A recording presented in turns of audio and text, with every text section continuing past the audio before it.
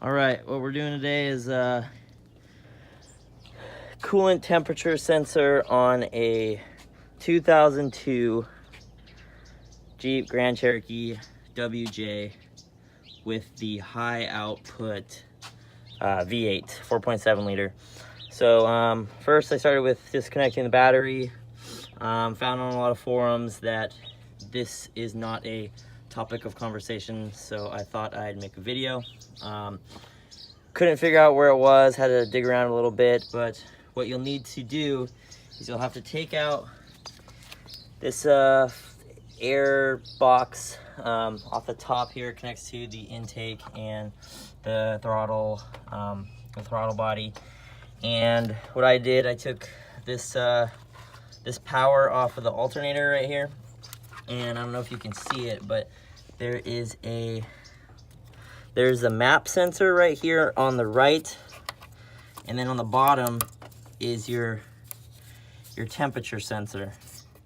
This one where I'm wiggling the wire, that's what you want to disconnect on the V8. It's kind of hard to get to, but I've had some rough idling issues, hard starts, you know, all the symptoms that it's telling me is a coolant sensor, except for a check engine light. So I'm going to be replacing it with, I don't know where I put it. Let me find it. But that's pretty much it. Oh, here it is, right in front of my face.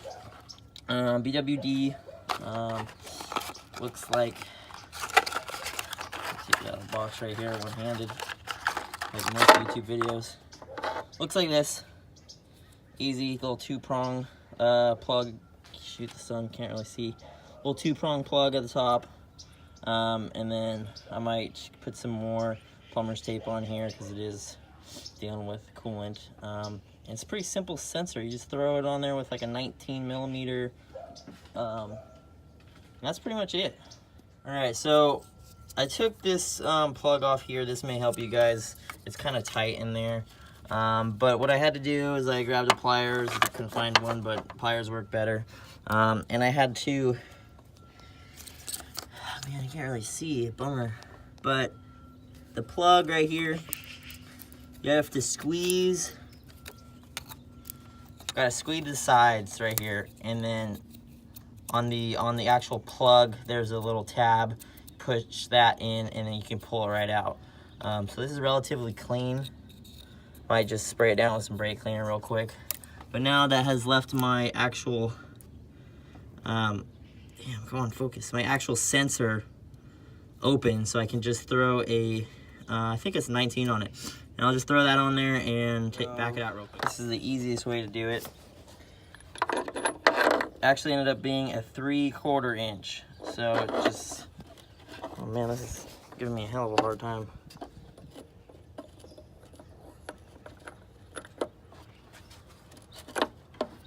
Well, at least you get an idea. I'm doing this one-handed, but it goes on just like that, straight down. Get some coolant leaking out. It's normal. If it comes out a lot, then fill it back up. But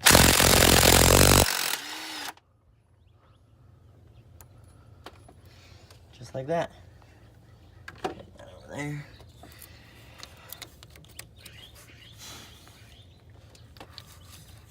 Okay.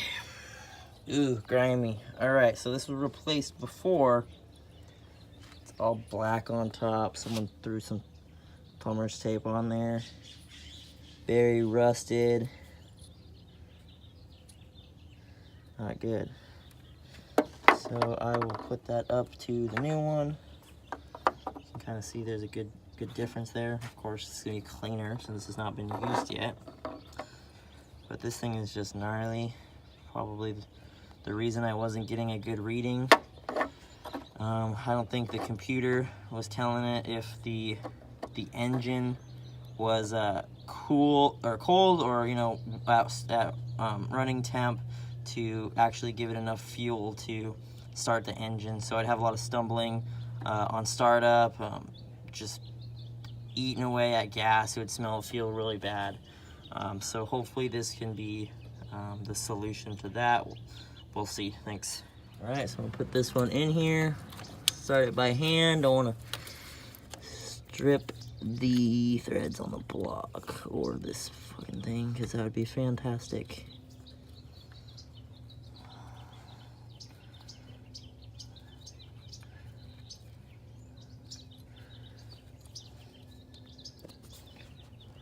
I'm trying to focus for you guys, but all right, so it started. I didn't end up putting any thread locker on there, or not thread locker,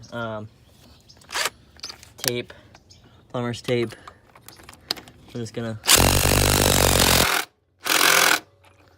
back that thing on there. Hopefully that is good. Yeah, it's not going anywhere. All right, so it is down there, the new one, and I'm going to just plug this right back in. Just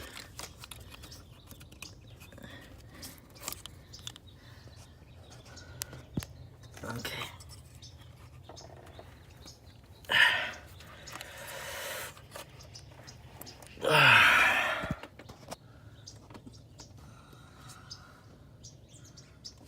I don't know. It didn't snap.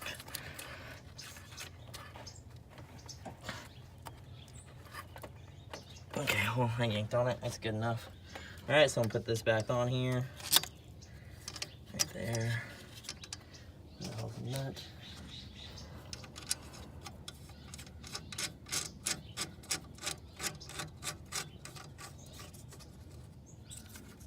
Slide this back on here. Gosh, super annoying.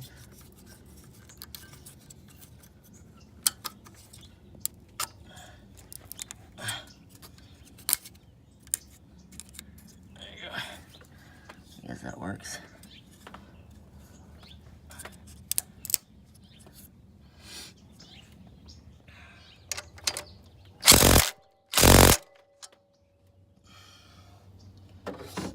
Oops.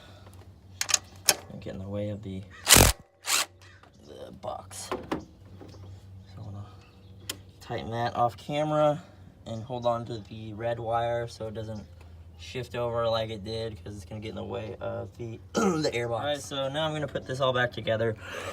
Throttle body's pretty clean. I cleaned it a couple times trying to figure out if that was my issue. But probably should have done a map sensor at the same time. That's the other one that was on this with the green wires right here.